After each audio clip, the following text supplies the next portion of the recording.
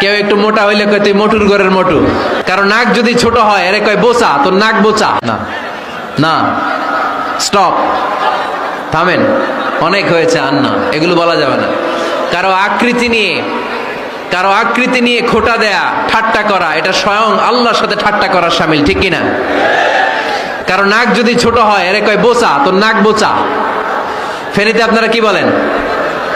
হ্যাঁ, তো এই যে যার নাক বোচা হয়েছে ও কি নিজে বানাইছে? যার নাক খাড়া এটা বানাইছে কে? যে কালো বানাইছে কে? সাদা শুভ্র বানাইছে কে? তার মানে কারো আকৃতি নিয়ে যদি আপনি ঠাট্টা করেন, স্বয়ং আল্লাহর সাথে ঠাট্টা করলেন।